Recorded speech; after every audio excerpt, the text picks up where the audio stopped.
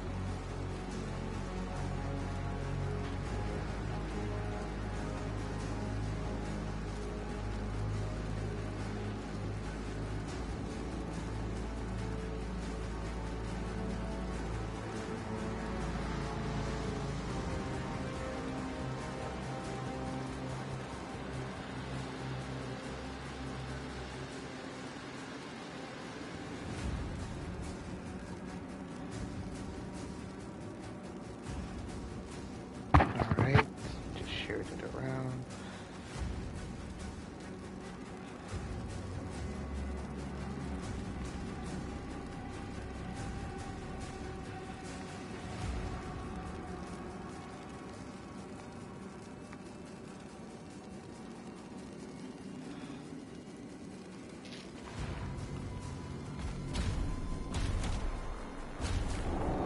Here we go. Arcane totem identified. Rerouting to next objective.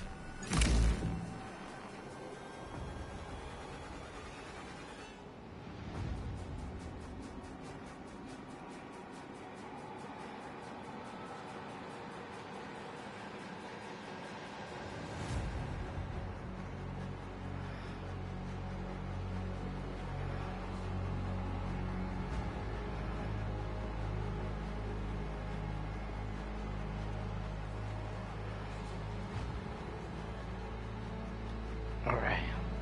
Hope this is the finale y'all have been waiting for.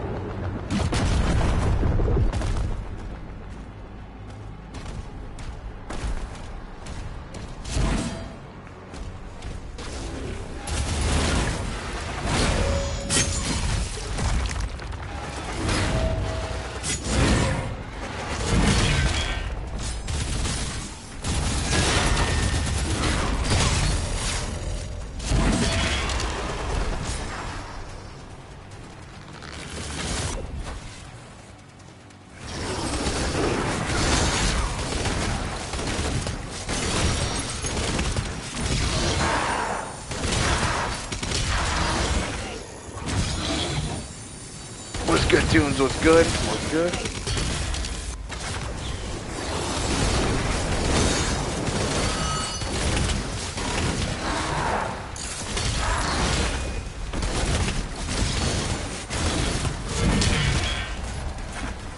By the way, Tunes, when you were, oh shit. By the way, Tunes, I want to say this right now. When you were asking me earlier my thoughts on the process of the whole like evil different invincibles. Like I said, it was very hilarious with freaking Insect Mark freaking going in on the other marks, including Angstrom as well. like saying, "Oh my God, this world is overrun by monkeys."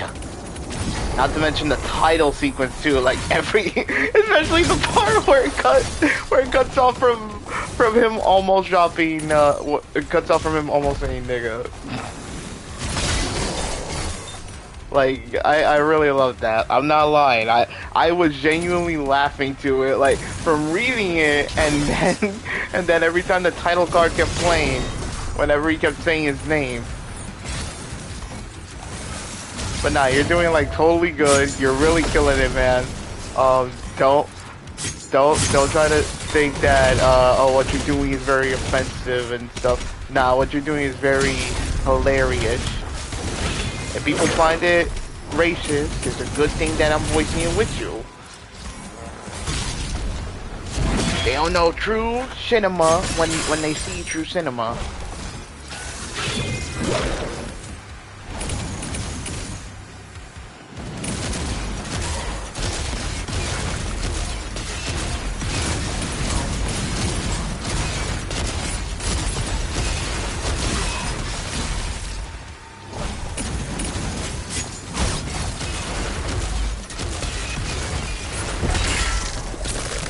Give me a heart. I have the power!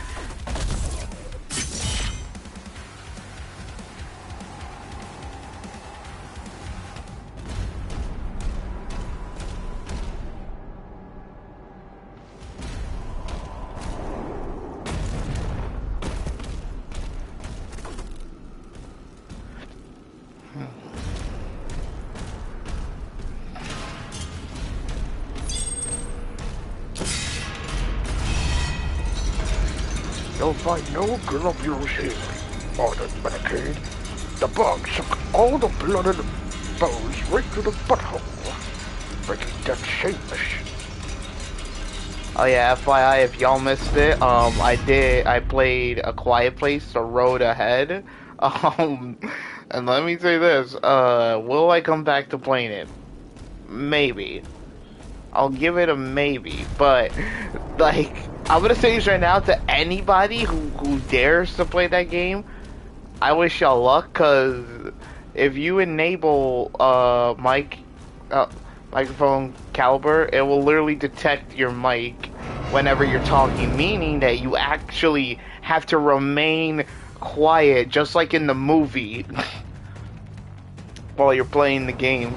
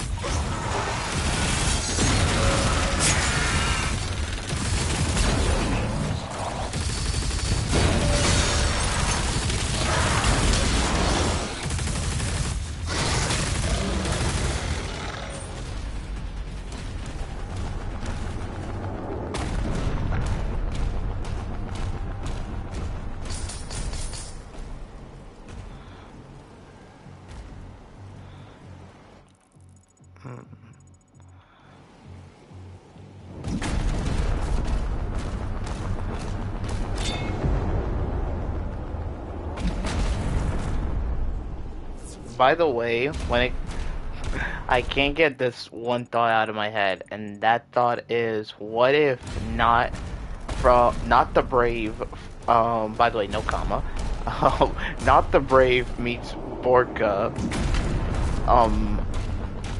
like, with, like, two goblins, one is shy and alcoholic, and feels like the world discriminates against goblins. Meanwhile, the other just as well has stains and is accepted. Oh yeah, and also not is confirmed as an alcoholic.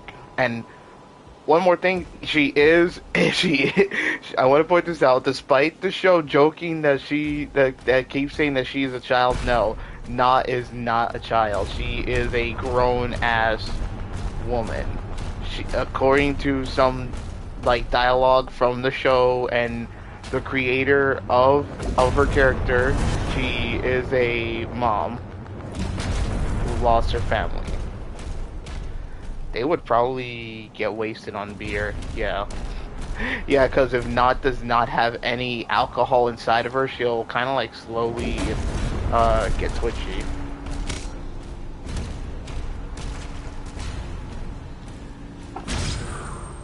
But once she gets like a bit of alcohol in her system, she does get like a tad bit freaky.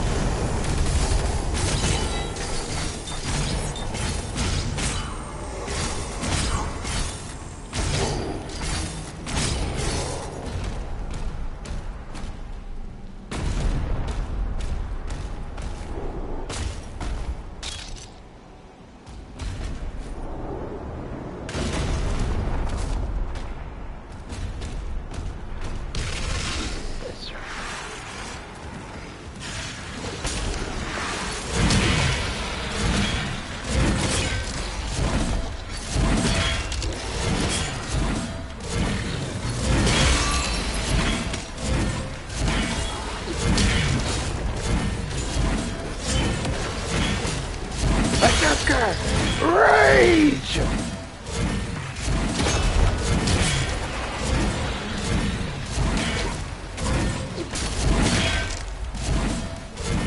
Hopefully the Mighty Nine comes back with a season 2.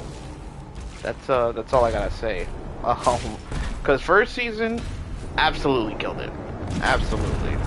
I feel like that there's probably gonna be more episodes coming soon, but it's just slowly starting off like this. Like we got the introduction of each character with their each story, well, backstory kinda, and we're just now slowly meeting more of the other characters.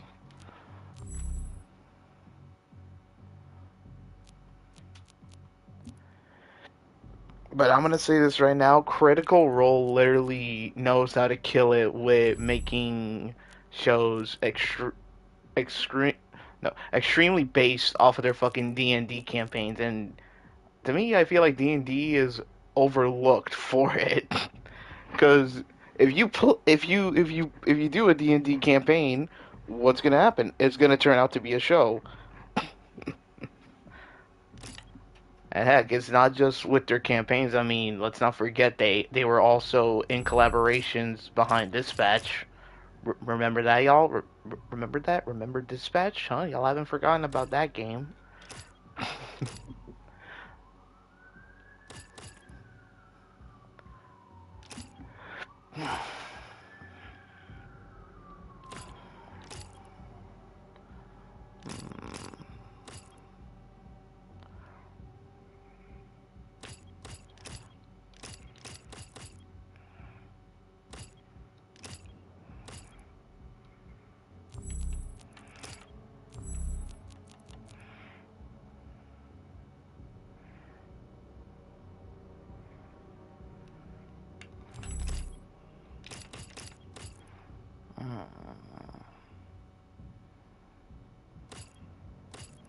Making a Dispatch comic as we know it. Yep. Yeah, that too. Dang. Upgrades these days, people. Upgrades.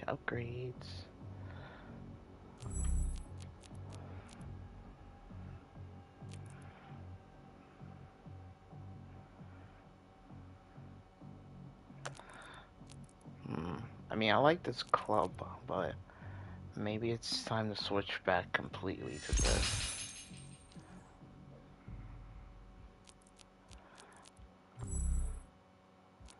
It was fun having this, but now it's time to switch back to this.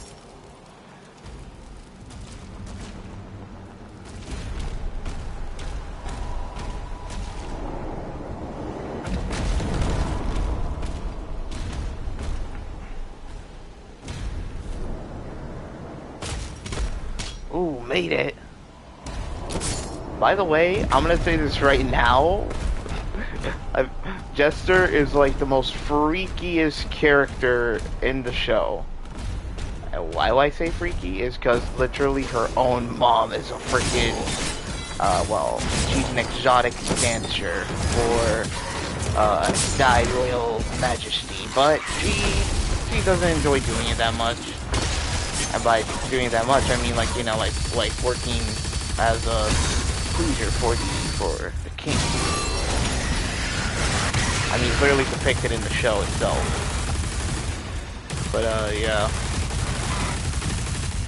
But underneath the smile and almost questionable taste, Jester is, still a character that, would eventually have the occasional breakdown. Like, you know, like, you ever see characters in cartoon shows that would have that smile, even through the darkest moments? Yeah, that's what Jester is kind of like. That's what she's been doing for a long time so far.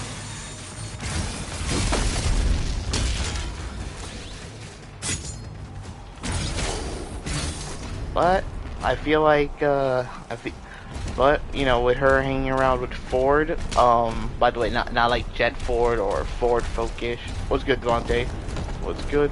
When I say Ford, not like Ford Focus as in the car. No, like Ford, the quote-unquote ship captain, well, even though technically he was part of a group of, I believe, pirates. I believe so.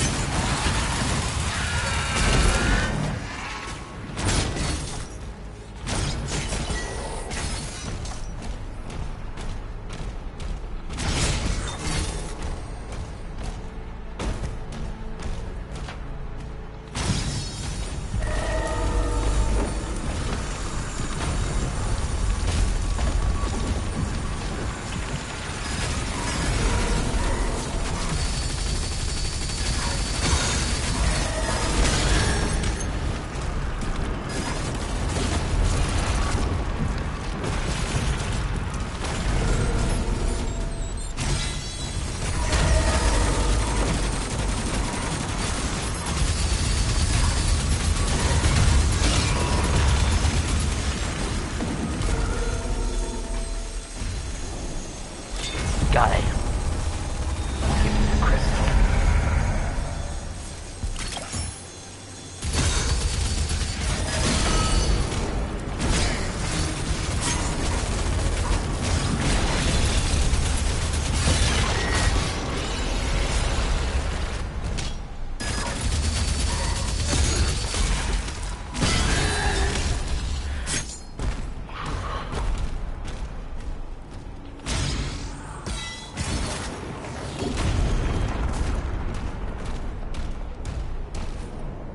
Fuck.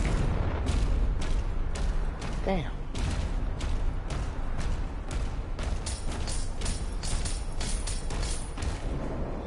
Oh, got it.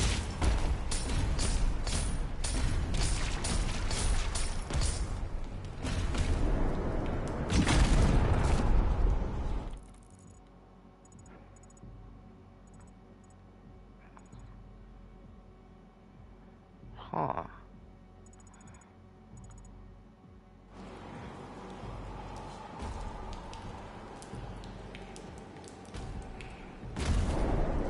Oh no. No, no, no, no. I'm gonna make it. By the way, y'all, your boy has something to tell y'all. I have something to tell y'all. It's, I don't know how to say this, but, I've been, like, I've been thinking about this for a long time, and I want to get back into Skylanders again. I want to. I really want to. Obtained. I miss it a lot. I've been watching tons of YouTube shorts talking about Skylanders. I just even watched a little bit of Skylanders Giants gameplay. I really miss it. I miss playing the game so much. All the figures that I had, but now they're all gone. I mean, I currently have the physical copies of the game, but I don't have the Portal of Power. I don't have any of the figures. Well, then if you can't get the game, or if you can find it available, then give it a try. I have played it before, but you know, that was when I played it on Xbox most of the time. But now with me on a PlayStation, you know I gotta stream it.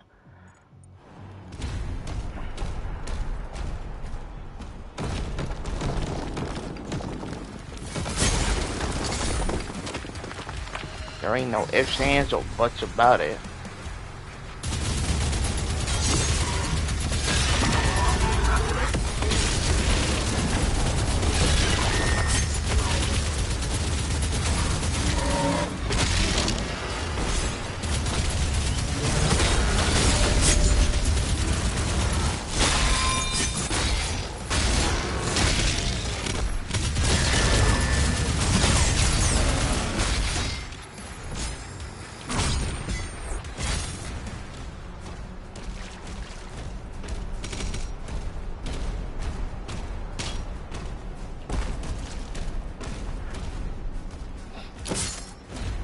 Cause like, think about it. If I play it, think of the possibilities for future thumbnails. Cause keep this in mind. When Skylanders happened, it was due to the fact that it piggybacked off of Spyro.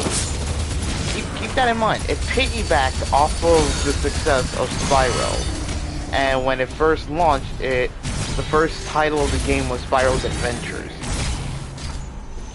which did feature the main dragon himself, Spyro, as a playable figure, which, by the way, that was my introduction to Spyro, which was through Skylanders. It wasn't through none of the games, it wasn't through MIDI streams, it was really through Skylanders. Like, Skylanders introduced me to Spyro.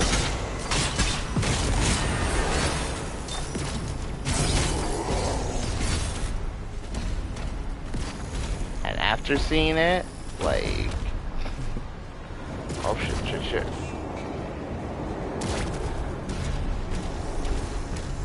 And after seeing it, no, not after seeing it, after playing it, I then played more and more of it.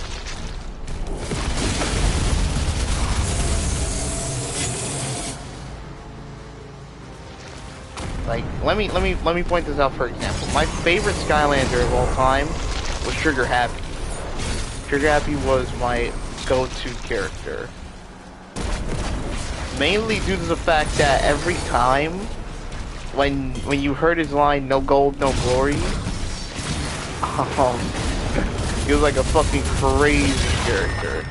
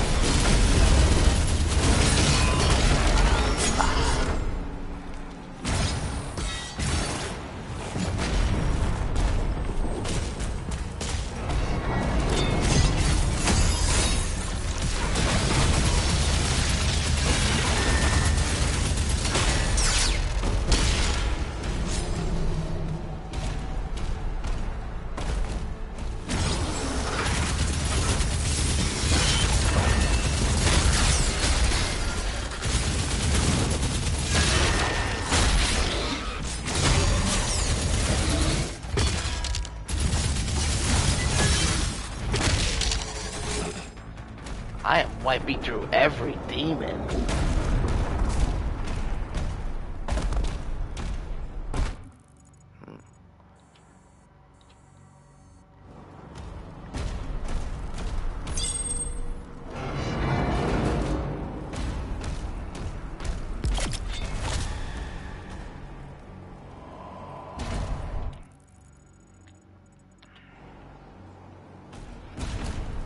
Oh, here we go.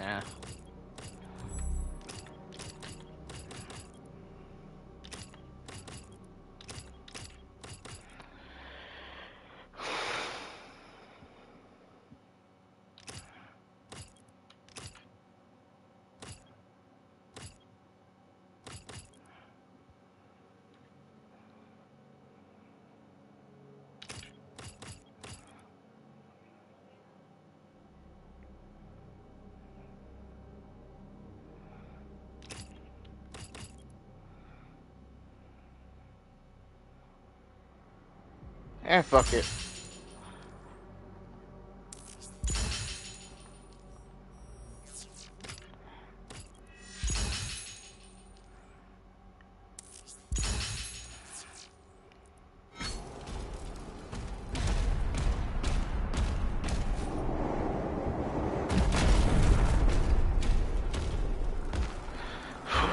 Here we go.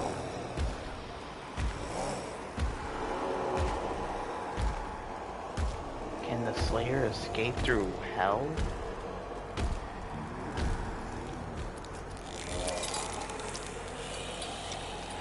Payment required.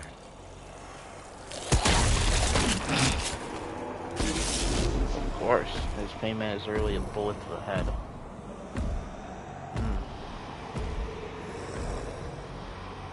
Souls, come aboard! All aboard the Soul Boat!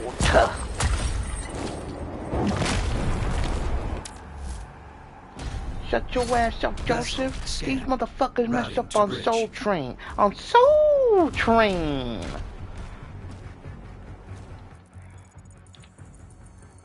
Looks like we got a serious boss.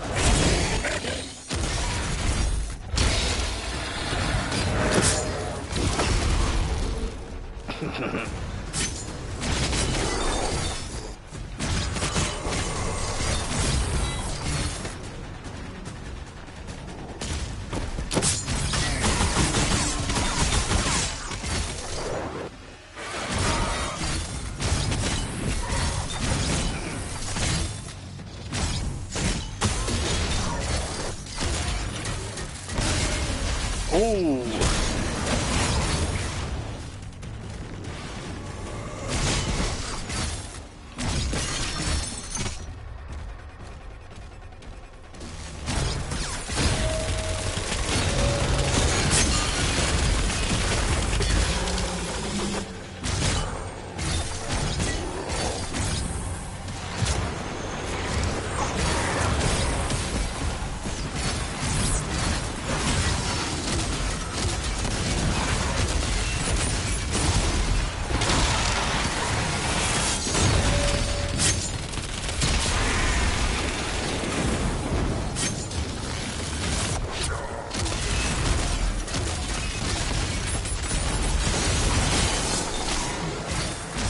You know, one episode I like from Dispatch is literally, like, the first ever few seconds we get of fucking, of Robert, like, literally, just clapping Invisigal through a dream! Not in real life, but, clapping Invisigal. Which then sets up the premise for the infamous, whole, you know, pick a character who you want to smash or pass, Invisigal or Mulan Blazer, which in reality that sets up the whole fucking debate between the fans of Dispatch, like who you choose, Mulan Blazer or Invisigal, where in reality they present to you other baddie options. Like, why can't I not choose fucking, mine's the bar fight. Yeah, I like the bar fight too.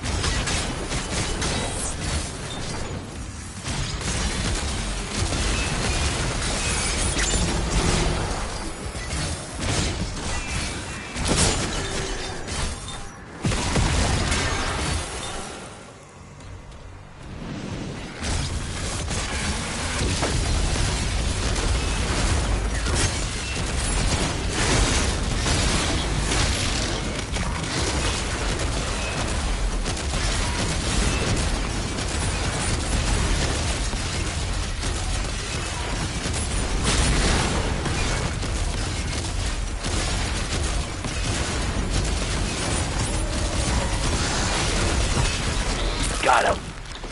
Give me the power!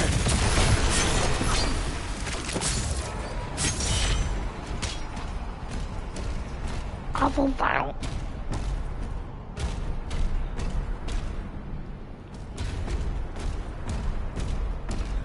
I hope Dispatch, I hope the creators of Dispatch are true to their promise that they will provide us more explicit scenes in season 2 if it ever gets announced or, you know, made.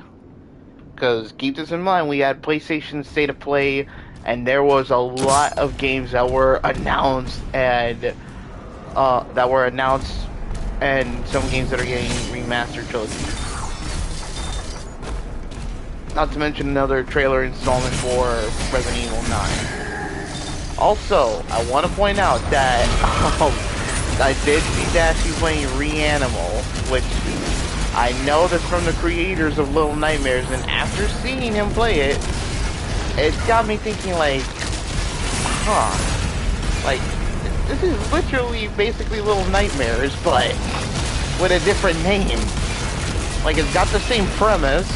You're playing as a small character running away from tall, freaky, bizarre-looking creatures in an odd world, and they just fucking like I notice a pattern. Like I'm not like the only one who's seeing a pattern right now. I mean, sure. I'm not calling it like I'm not gonna say it's like unoriginal, but like I am noticing a pattern right now.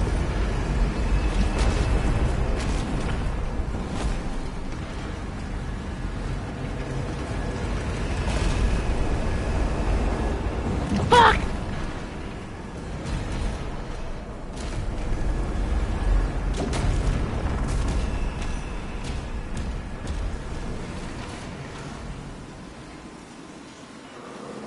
But yeah, I just truly hope that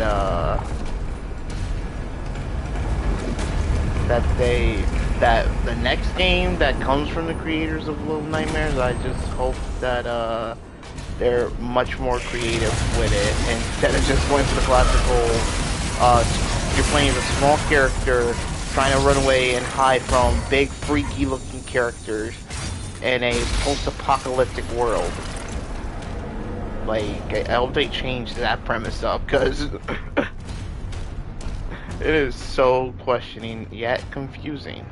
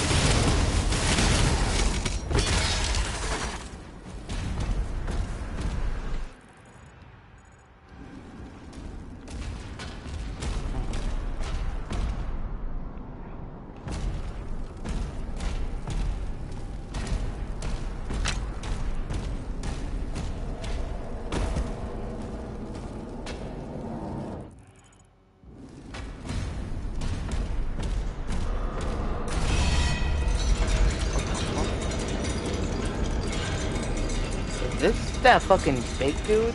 That big belly dude? That bootish?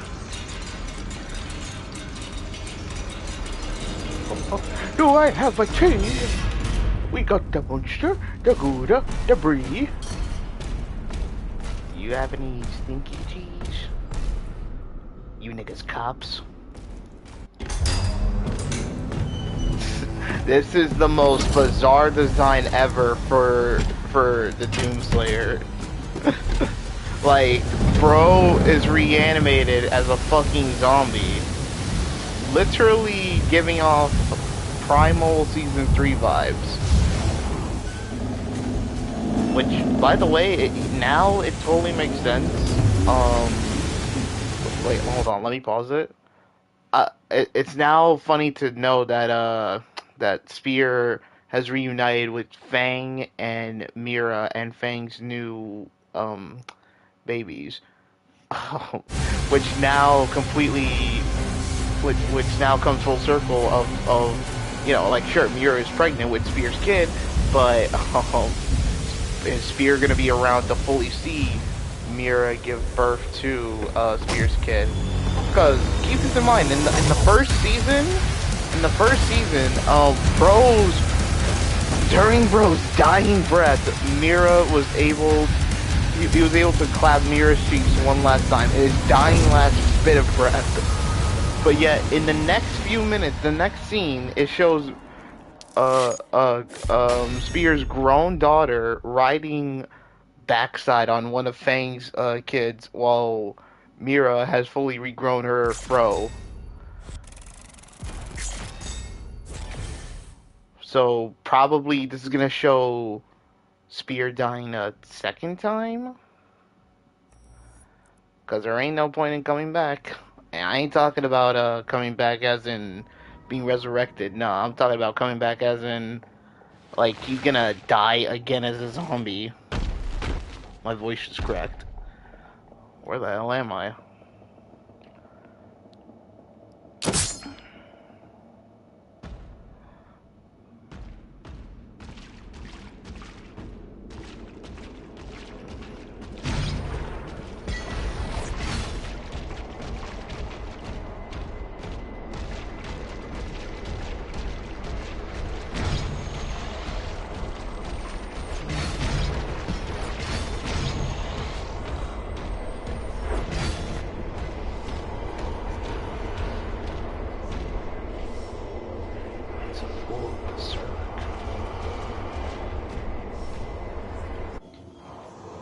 Oh shit. Dark evil forest. By blood right, we invoke the dark powers to call upon the damned. So these people use dark magic to revive Doomslayer.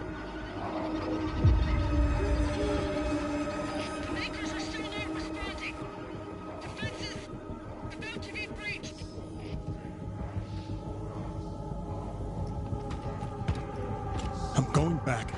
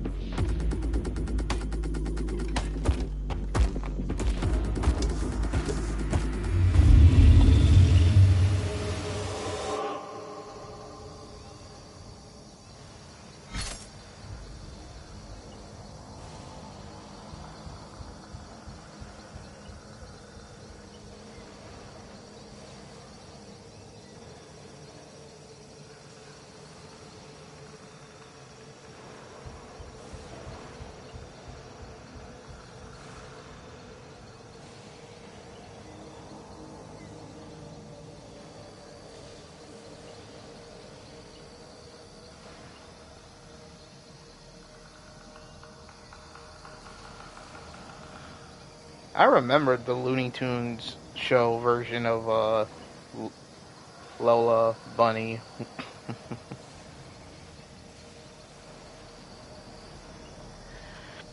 which makes sense. With I would say that it makes sense with the character. No, not the character. With the voice actress who's playing her, it makes like a lot of sense.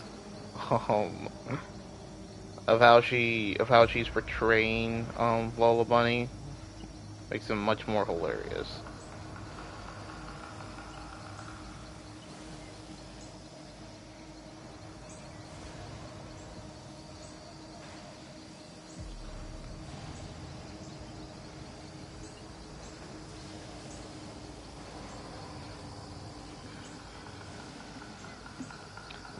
Let's be honest, the Looney Tunes show Lola Bunny is the best, mostly because she's just chaotic and funnier. Yeah. And have we forgotten about the one song that she's got for Bugs Bunny? Well, actually, no, technically she's got like two songs, actually. But the one that people would probably, that people have probably listened to the most is the one with her just occasionally stalking fucking Bugs Bunny around his own house. But her second song, like celebrate, what is it? Like Independence Day. I think that was a song, like celebrating Independence Day. Not to mention, like, how do you also get confused of how do you get confused of thinking President's Day? Oh yeah, President's Day. Surrendered. Yeah. He's not responding. Also, how do you get confused of thinking that Daffy Duck is flirting with you, to only then now switch from like stalking Bugs to switching to Daffy by pulling up in his room while Bro has the towel wrapped around him. Can you say sus? 'Cause I know I can. Mostly if that towel drops, I mean, she might see a hanging black duck that's gonna go quack quack.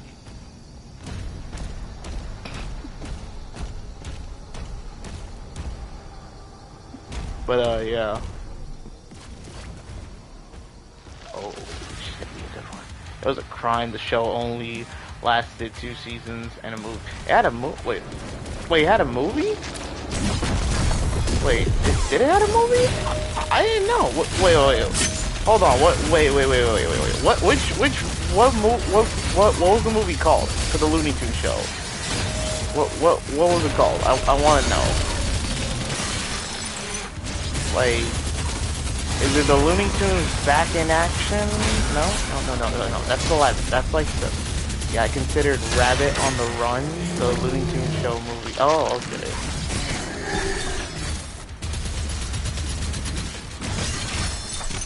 And also, can I point out the fact of how hilarious it is with the fact that, of how deep Looney Tunes tends to reference DC, mostly due to the fact that DC and Looney Tunes have canonically crossed over multiple times. Hell, in this case, like, Death Battle should cover that whenever, if they ever feature, either Daffy Duck or freaking Bugs Bunny, because let this be known, whatever happens in Looney Tunes is considered canon, because Daffy Duck was a part of the Lantern Corps, and he was also Zog. Might as well go all the way with it.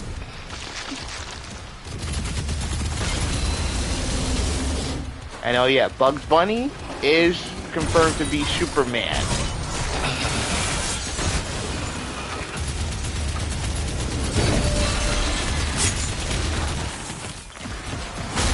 Batman and Bugs Bunny team up to defeat Joker and Cecil the Turtle. Now that makes sense. So my boy, I'm Robin? Fucking Robin?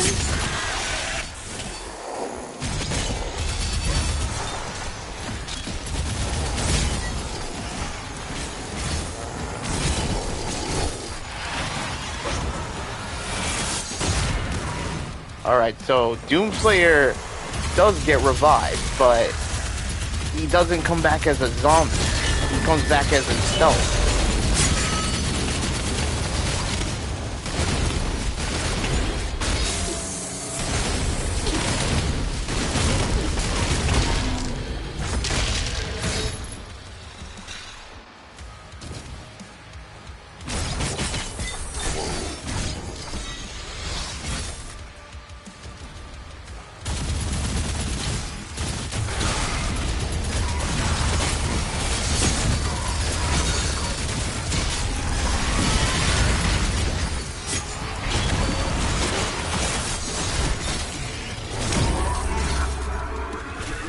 By the way, I wanna like point this out and say this really super quickly. I find it hilarious with the ongoing joke of Bugs Bunny, literally like you know dressing in drag, which is not a problem. But the part that comes with it though is the fact that over a lot of people on Twitter has drawn freaking, you know, Bugs Bunny as a fucking girl, mostly due to the fact of how, well, throughout his whole years of fucking joking around with other people, like people, like, and don't forget that one scene, that one infamous scene with the fucking, with Cecil the Turtle. That one infamous, hilarious scene of when Bro dressed up as a fucking, I think it was a pizza delivery woman? No, as a fast food female worker. And completely, like, threw him off his game, like, fully. Coffee Girl, yeah. Like, that got, like, the most attention out of people. Like, oh, damn, big titty Bugs Bunny, show your legs.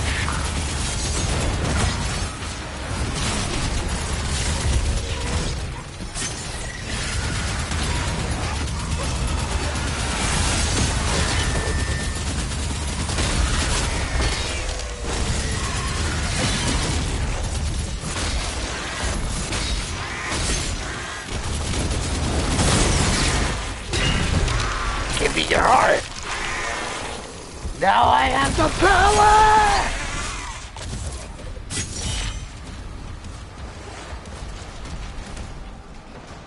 Like, if I had a nickel for every time there is a big titty Bugs Bunny drawing. Hell, it's not, I shouldn't even consider it for it to be a femboy Bugs Bunny, it's just a big titty Bugs Bunny from like a certain scene of Bugs literally just having tits. Basically, in this case, just going full on, Roger. Not Roger Rabbit, Roger from American Dad. Or even though technically Bugs Bunny was still first, because, you know, bro's been around since the fucking 90s. But yeah.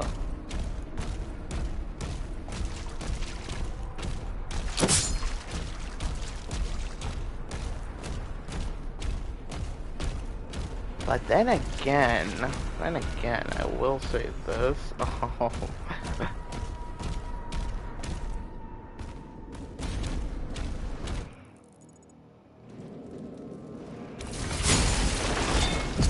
I will say this. I do find it hilarious that when Space Jam 2 was announced, people were disappointed in the fact that that Lola Bunny, aside from being voiced by Zendaya, like they made Lola Bunny like not the same of how she looked originally, which upset a lot of people. But and it supposedly killed the fucking movie. But did that stop anyone from watching it, including me? No, I just fucking watched it and enjoyed the shit out of it. Mostly due to how I like it when it comes to cartoons featuring live action, like crossing over with live action scenarios and referencing other cartoon media as well, and also other mainstream medias. Which, if y'all didn't know, I mean, it freaking referenced a lot of media.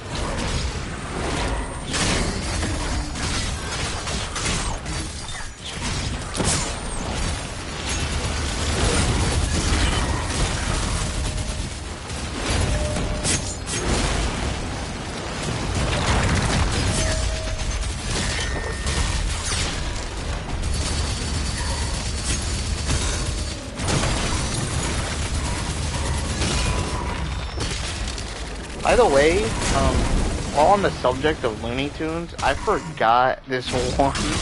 Like, damn, it was another duck in the Looney Tunes that on the Looney Tunes show that Daffy had a fucking crush on, but she had a fucking full-on Jersey accent. I forgot her name though.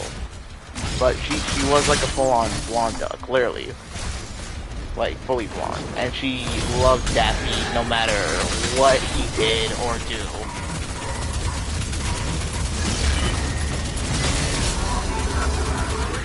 I forgot her name. What was it?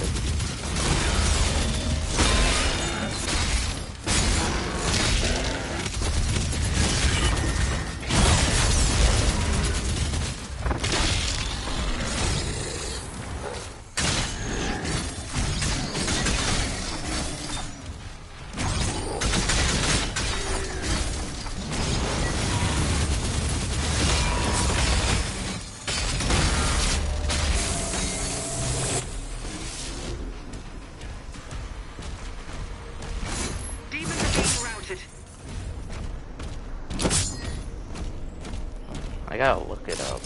Hold on. What is this? Ow! Fuck it. Just can't let me look something up. I'm curious about it. I'm curious.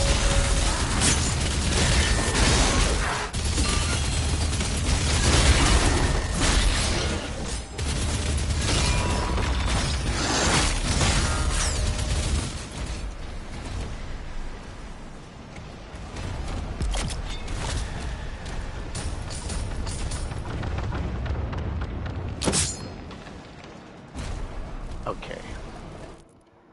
There. Perfectly safe.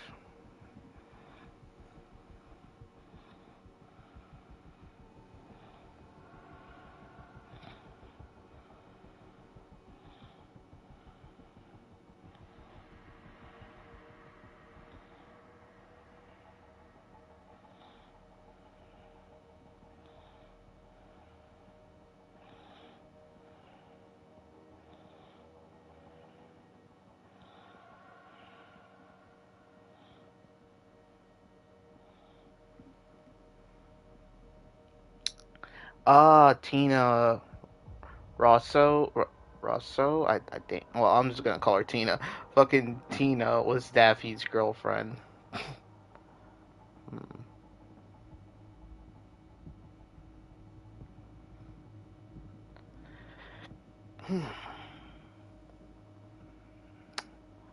Well played. Well played.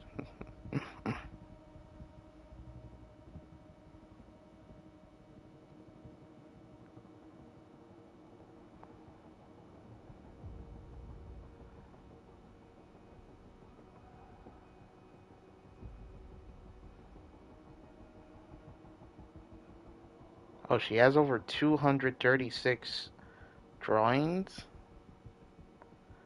Oh, if you don't include some of the weird, the weird freaking fetishizing ones.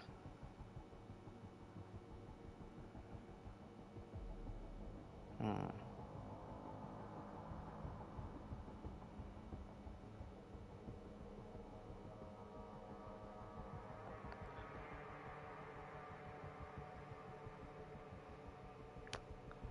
Lola Bunny with fucking 7,607.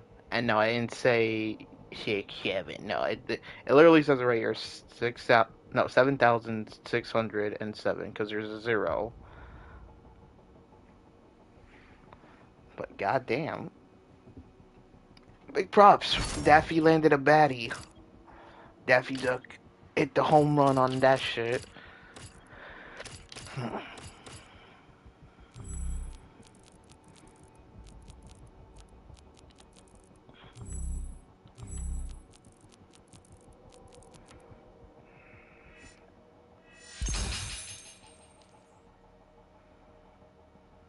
What does this do? Let's try this out for now.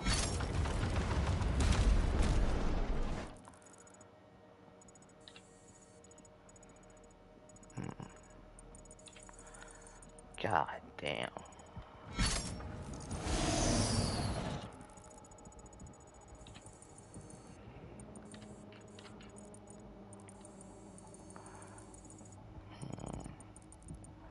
If I go through this path.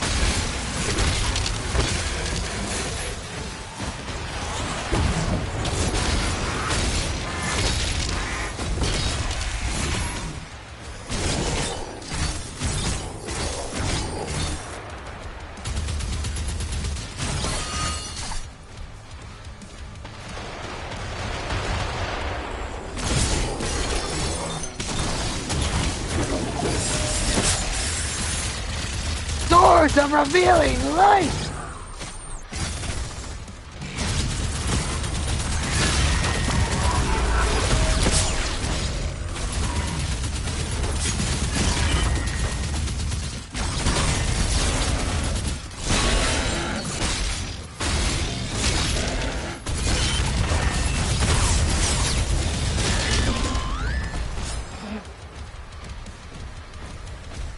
Enemy threat has been eliminated. He's regained control of the battlefield. Looks like they know.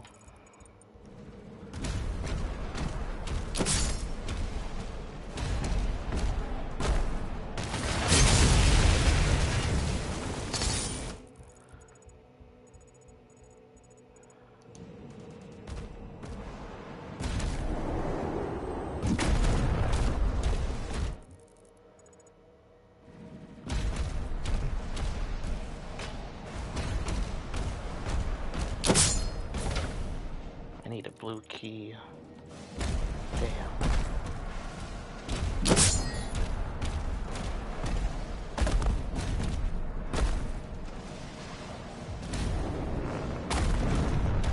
Looks like that's where I get it.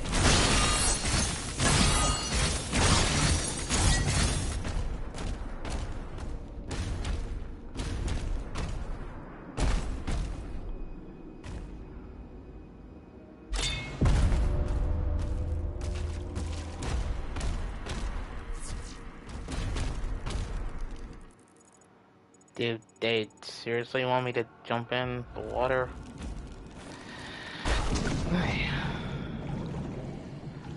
By the way, Tunes, I don't know if you've seen the recent trend of the whole, like, you know, a freaking Pomni wearing the fucking fish hat. Like, I don't know if you've seen that, but it is still fucking trending on Twitter and animation-wise. Well, animation-wise, it is still trending, and it is hilarious. I mean, it is not a bad way of Visual Circus popularity.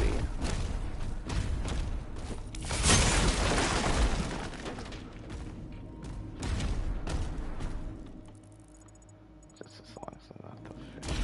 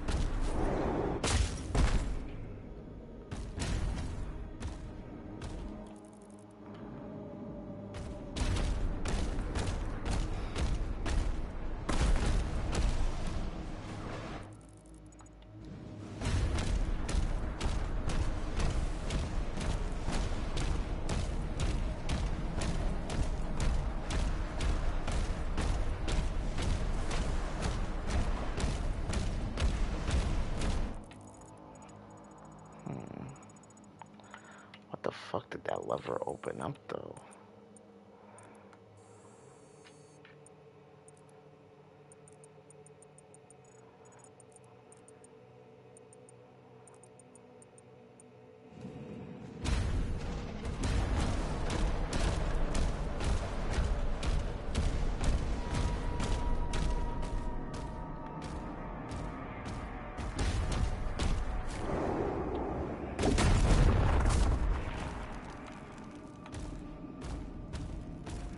We can't stop them!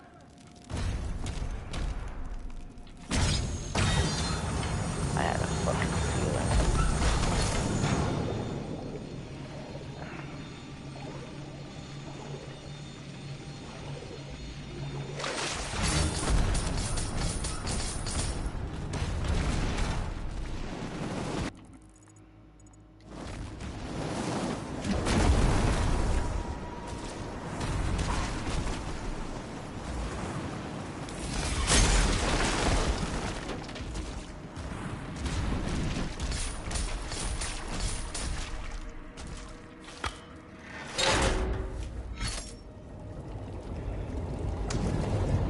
Oh no.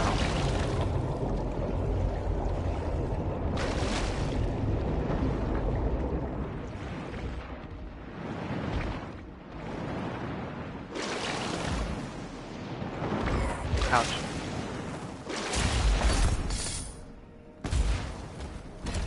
Whoop. Got it. The key.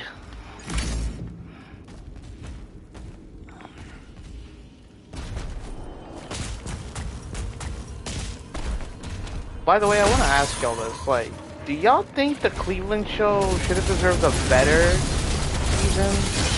Because in all honesty, I feel like like Cleveland as a character, but his whole family is like, I feel like it's totally written off. Like Cleveland having his own show, it did good, but I feel like it could have kept going though. Even despite the fact that, like, oh, get like a little bit of cameo appearances from Peter Griffin, but even though it technically does have Seth MacFarlane voicing freaking Tim the Bear and other characters. Like, do y'all think the show could have deserved better though? Because afterwards, when Cleveland came right back to Family Guy, it required more views to keep going. Yeah, it did. It did.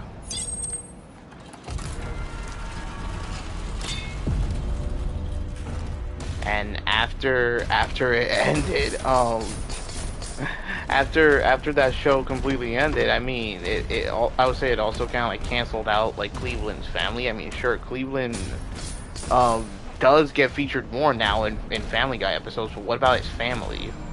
Like, they're barely even featured or mentioned. But I think it deserves a little more love, or at least more risk. Yeah.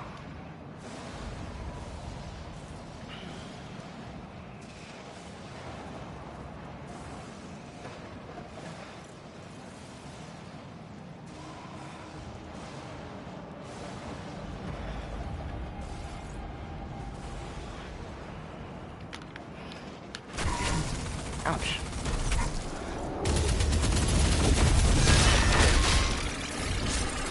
Yeah, the creators didn't want the Browns to get more attention because the backlash or negativity on season 2. Yeah, like stop me for this, cause like even though the Cleveland show did technically gave us maybe have Roberta bond more with either Meg or Chris.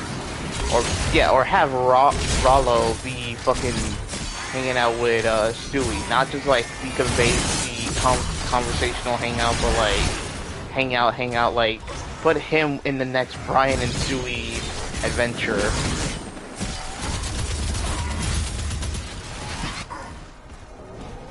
And as for Donna, I mean, sure, Donna is, well, she's freaking Cleveland's wife, like she sometimes gets featured, but she rarely does.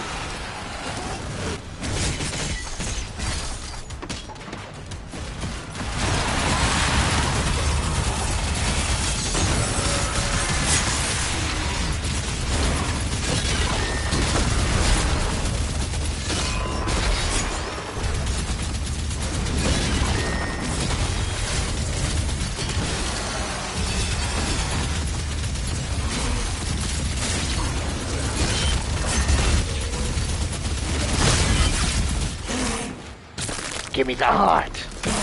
Now the power is mine.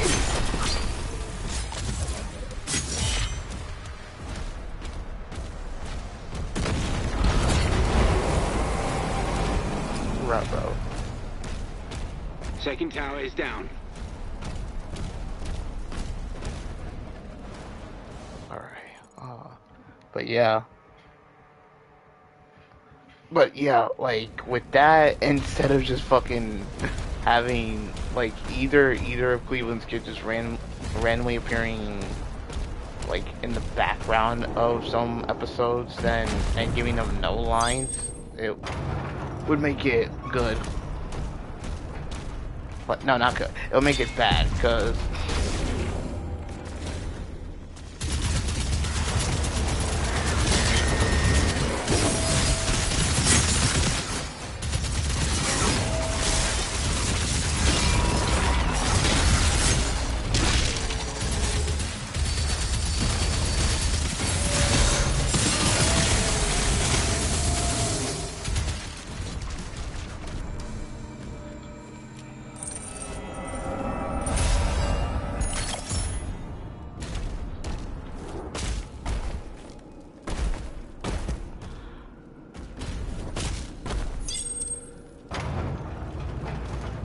At least let Roberta have a canonical age though, because freaking Meg is canonically fucking 19, 20. I believe she's 20. She's canonically 20. While Roberta is still considered young, but in the show she gets used as like a fucking, like literally a fucking shy for freaky shit. As for Cleveland Brown Jr.,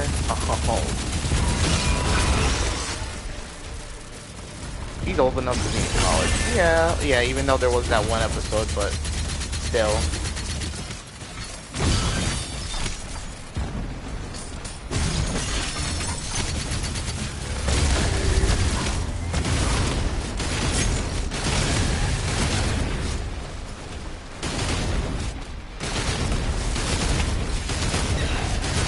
But they like have not confirmed the actual canonical age yet, but for Meg, it was like fully confirmed of her age. Mostly due with like a few birthdays here, a few birthdays there.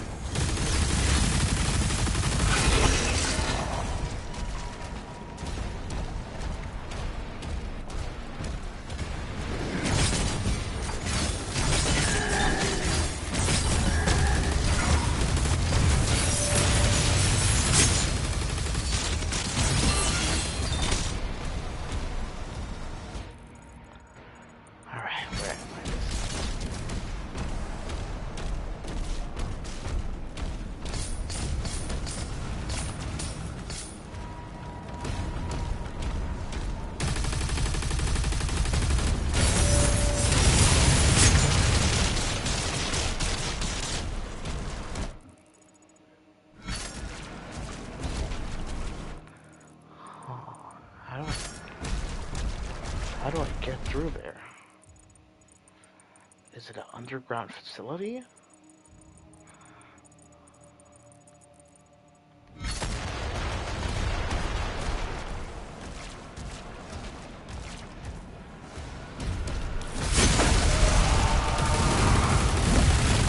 Oh boy.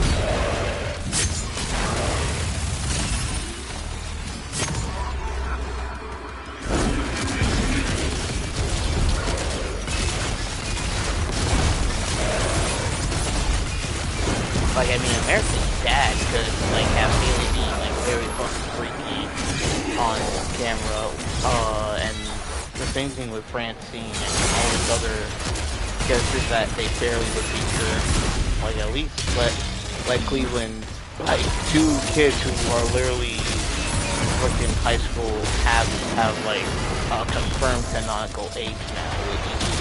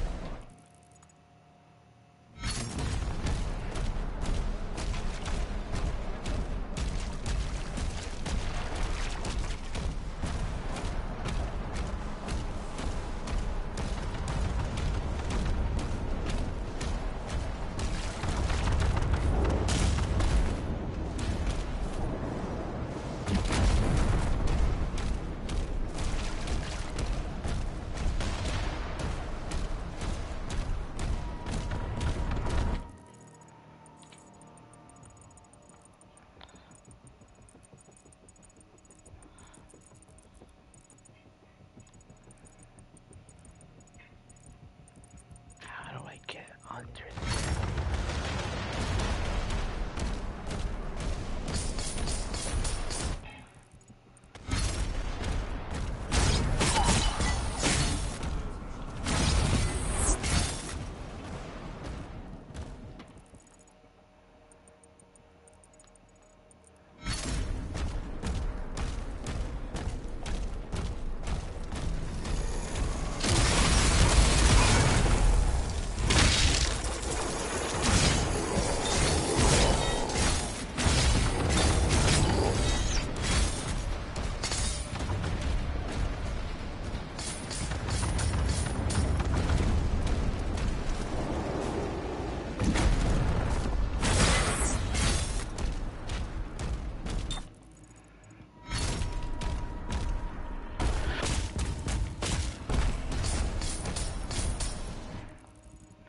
You know, when it comes to rewatching Squid Game, it's like every time I keep rewatching the second season the most, it's like a big ass fucking head scratcher. The reason I'm saying this is because I hate the fact of how the second season is literally a two-parter season, which, like, you know, concludes and ends with a finale, like, in season 3.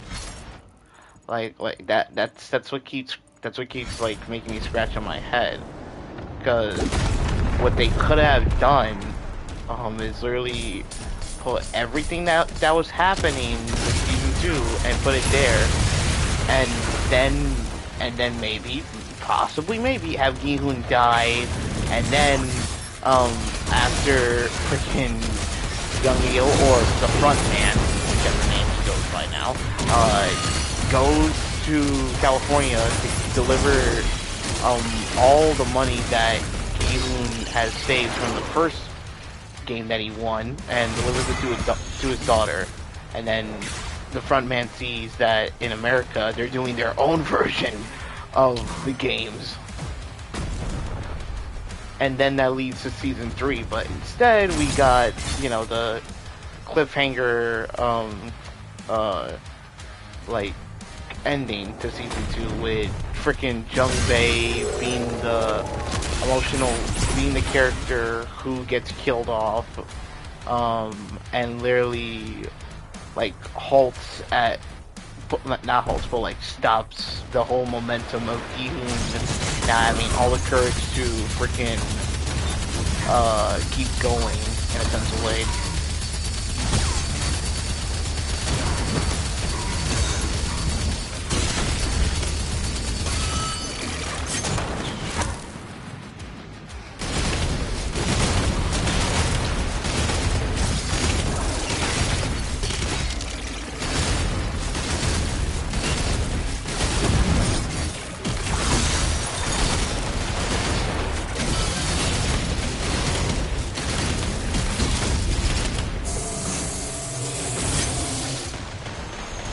Enemy troops have been obliterated.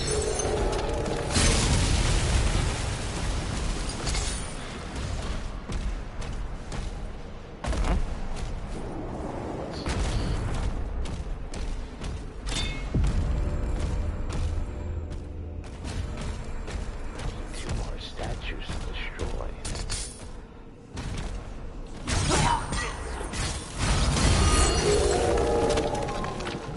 What happens if I leave these people to do that fucking ritual shit? Does a demon, like, actually pop out? I'm curious.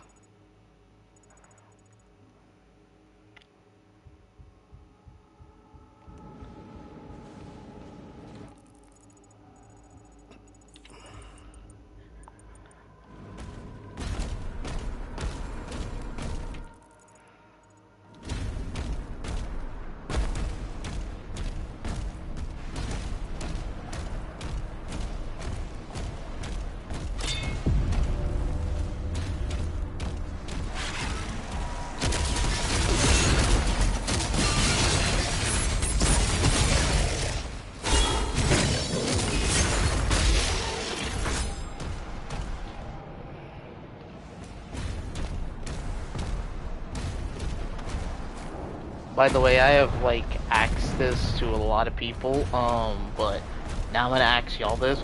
Do y'all think Poppy Playtime is better off as an analog horror than a video game? Like, I am asking all this right now.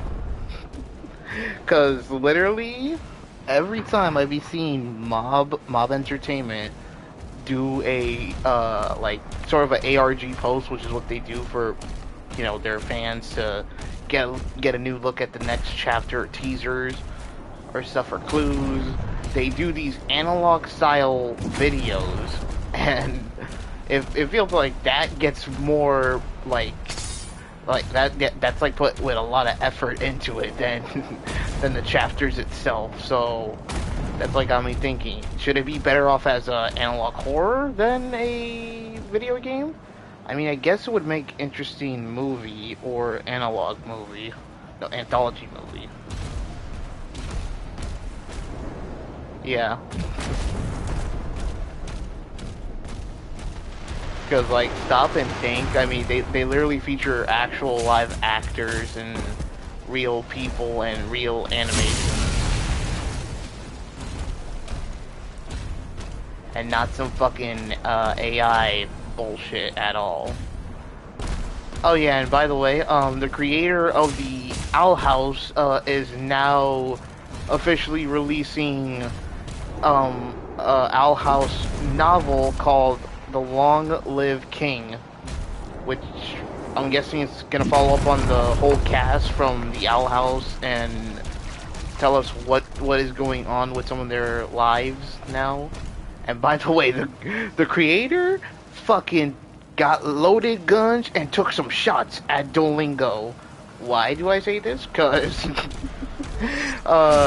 if y'all have seen on Twitter or if y'all seen news, the creator doesn't fuck with AI. It doesn't.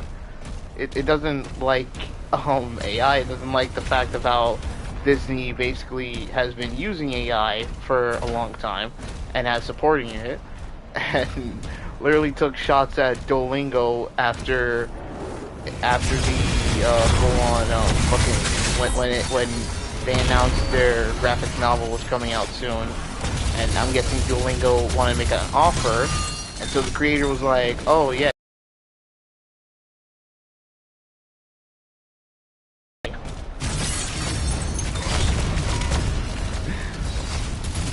Which there's like a blocked out comment, but I could clearly tell that they are clearly talking about Duolingo. Because remember this, people, they're also doing Knights of Guinevere, which, by the way, if y'all didn't hear, Knights of Guinevere has officially been greenlit. That's right, Knights of Guinevere has been greenlit, meaning that after Digital Circus is done, we're gonna get more of that. But before we do, we are gonna get that new show created by Rubber Ross, which is Gamerverse, yeah. Or I don't know what the fuck it's called.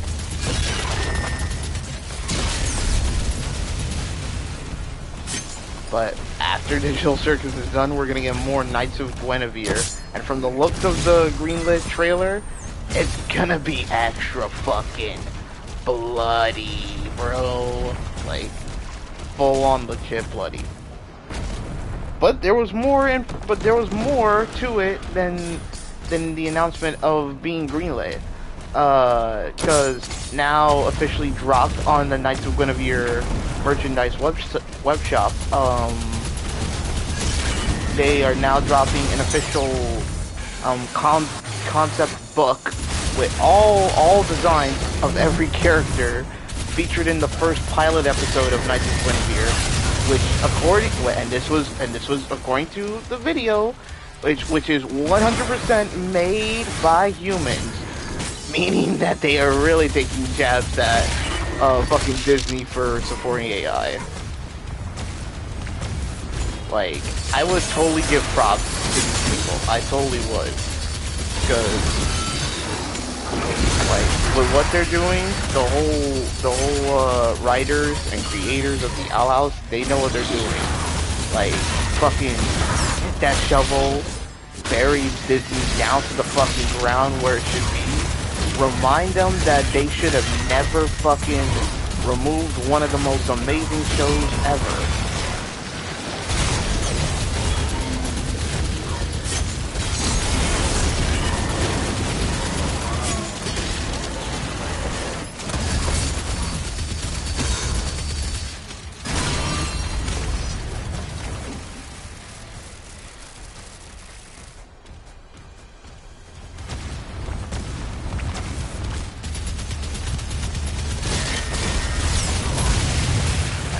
Like Flashes, like, has mentioned this in literally one of the in a previous Demon Cast I did, where he technically did work for Disney before, but then they fucking booted him out / fire him, or in this case blacklisted him, and that was a fucking disappointment right there.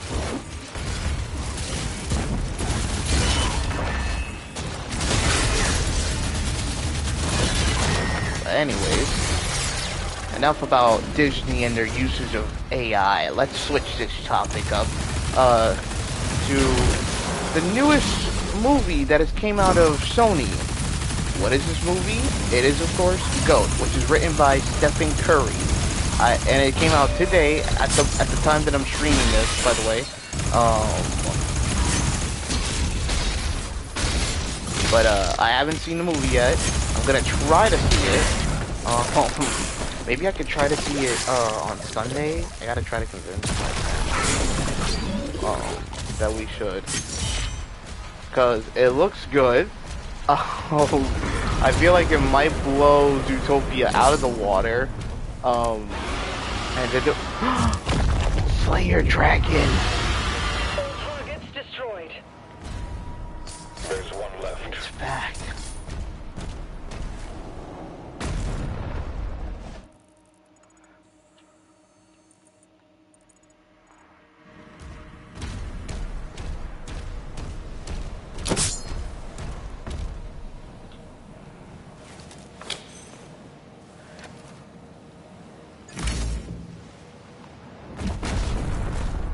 Also, apparently people are dragging the hell out of how the character designs look for Lily and the other guy in freaking Poppy Playtime Chapter 5. Like, what the fuck?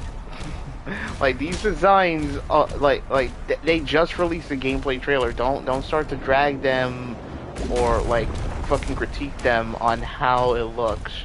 Heck, even gone to the point where the Euphoric Brothers, by the way, who were the creators of Garden of Banban, who made a tweet stating that their names are being dragged because of how Poppy Playtime's two new character designs looked are literally the same thing like how they make in freaking Garden of Banban.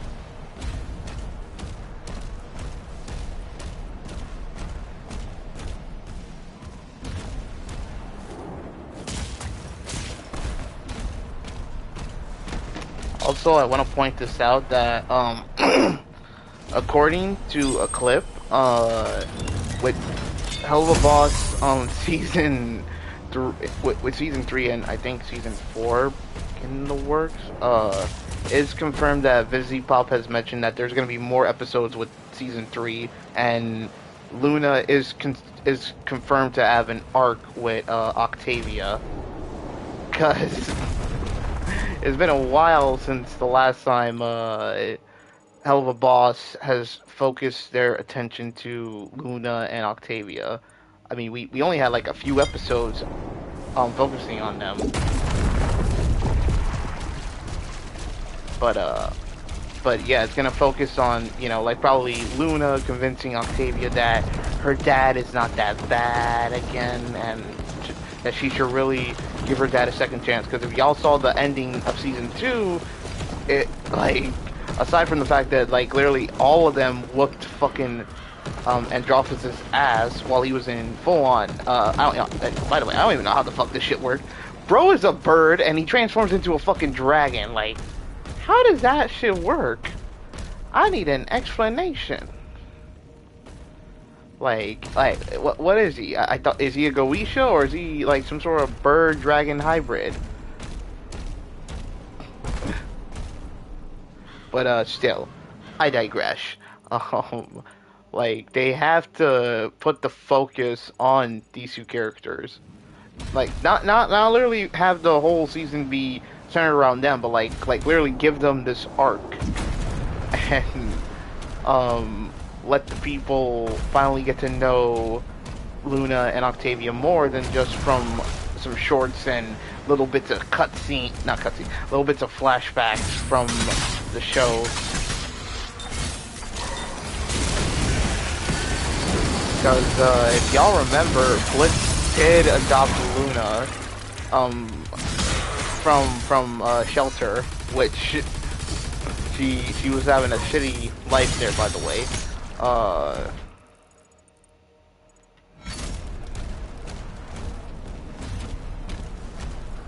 What's this? Meanwhile, Octavia, has always loved her dad since she was a kid, but now, all grown up, she doesn't anymore.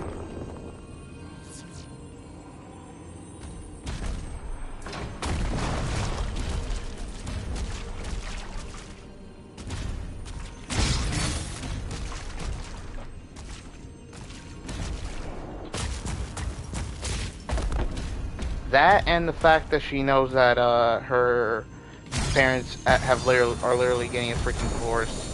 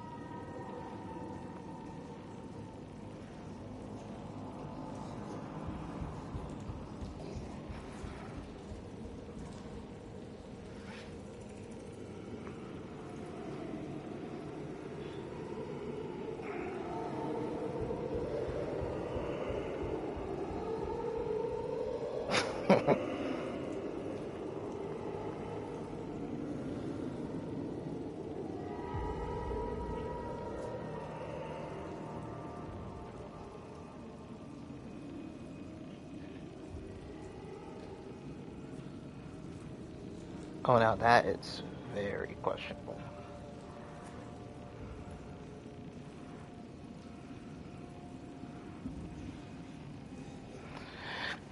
Alright.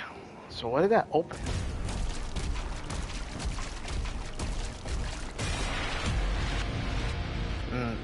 It's that dude. Why do I get the feeling that I'm gonna fucking encounter that big guy again?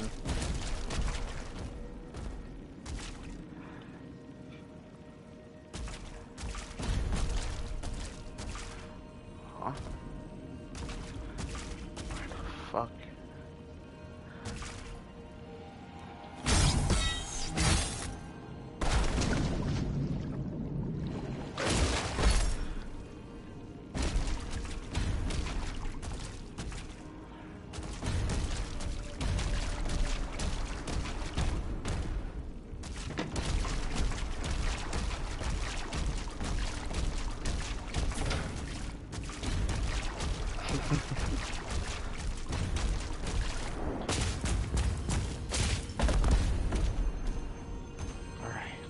Yeet. Yeet.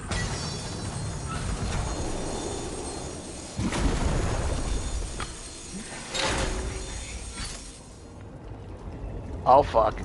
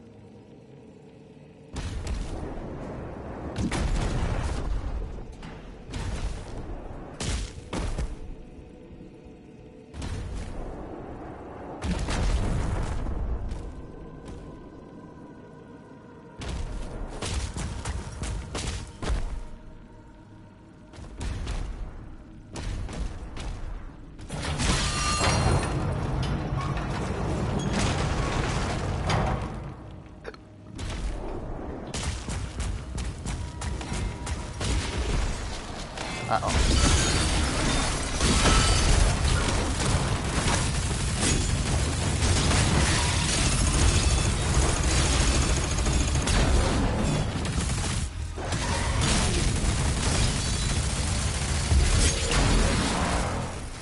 Where'd you go?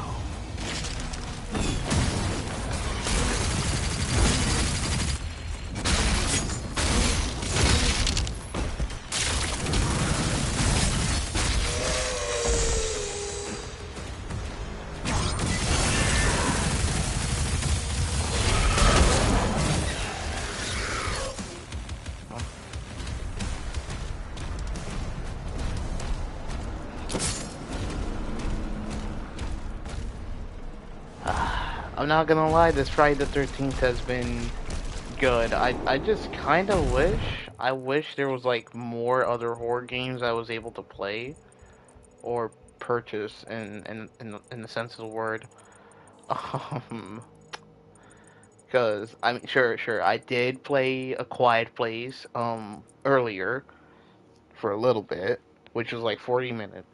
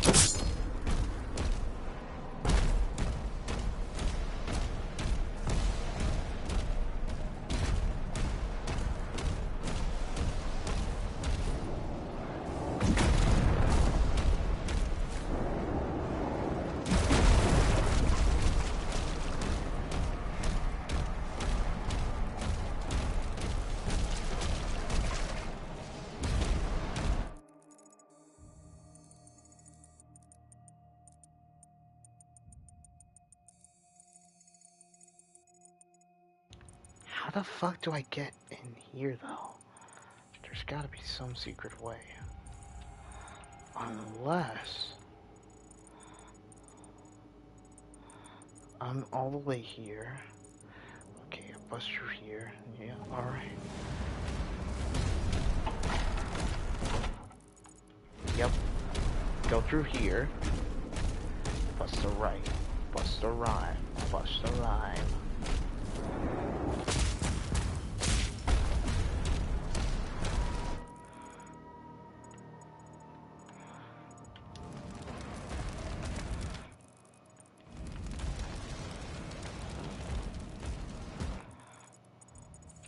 Wait, no, wait, shit. I think... Okay, I went to the wrong direction. There we go.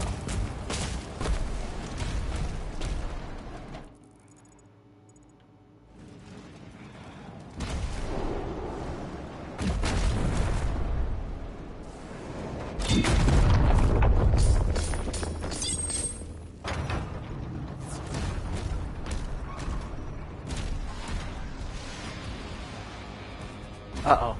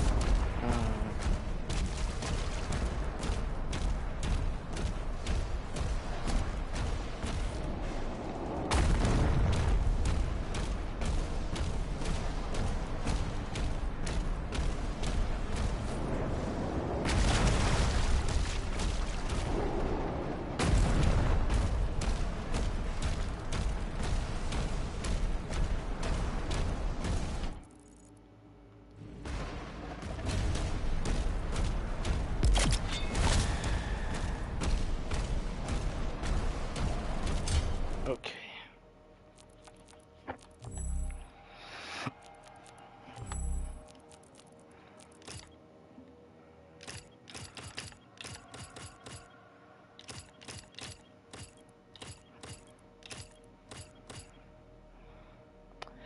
I thought I upgraded this.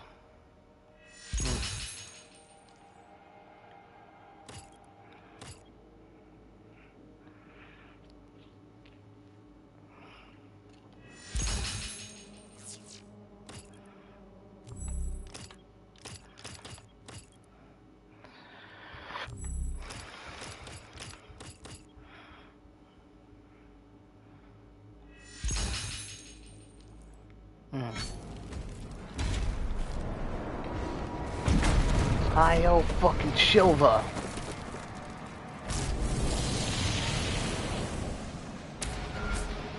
The Creed ship is powering up. The Makers won't allow it. Let's go. The Slayer will decide his fate.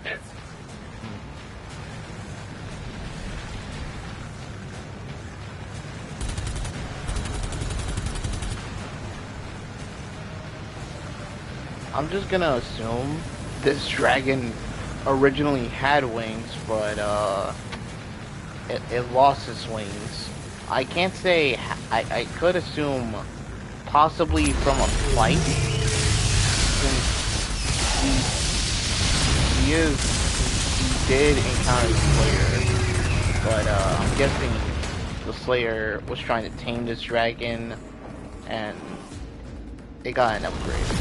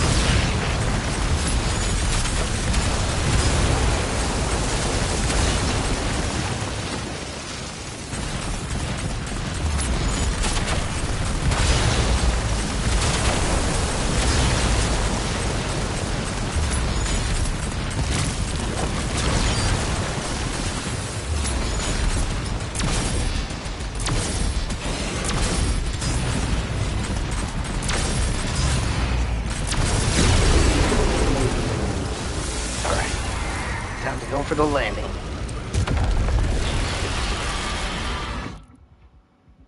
We're like 1 hour in. I thought we would be 2 hours in, but goddamn. Alright, well, what the fuck do I do? Oh.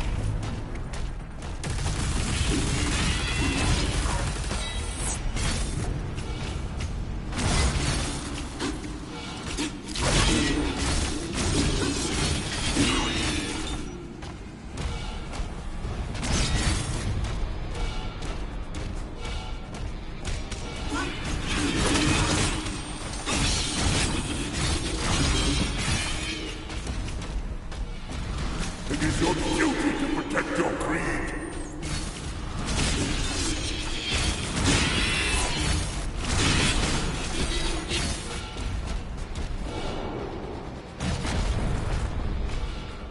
Did this dude really call himself a queen?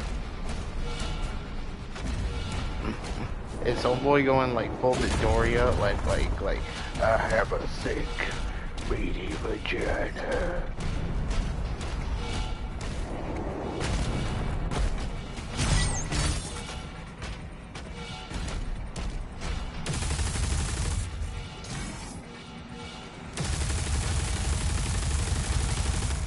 oh wait, no, not this. The shield.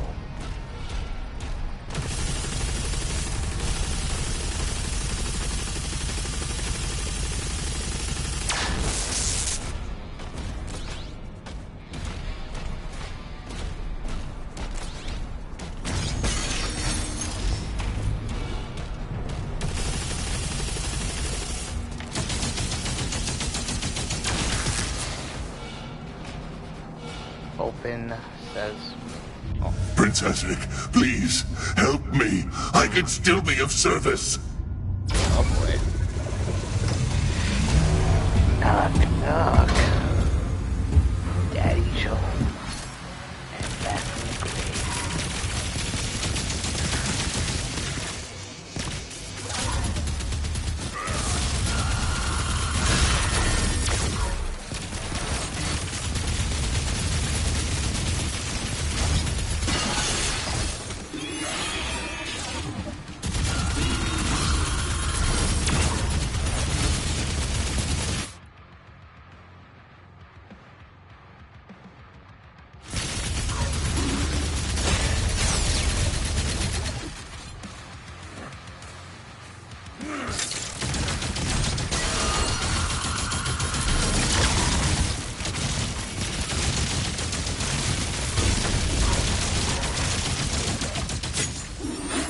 I only did what was asked of me.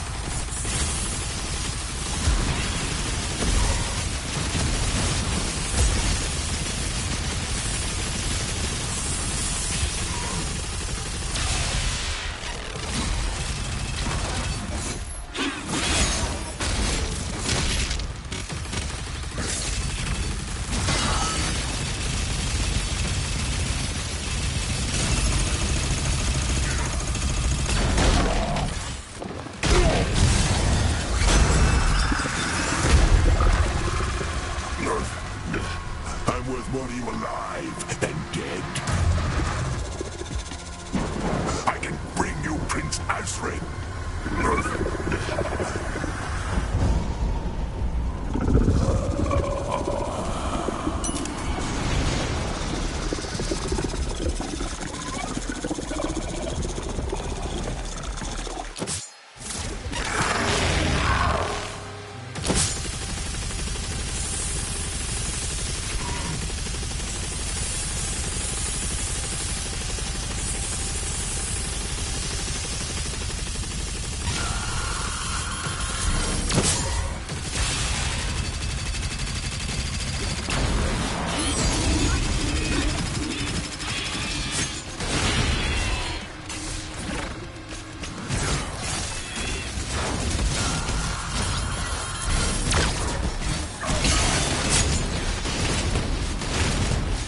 You owe your power to the Minna.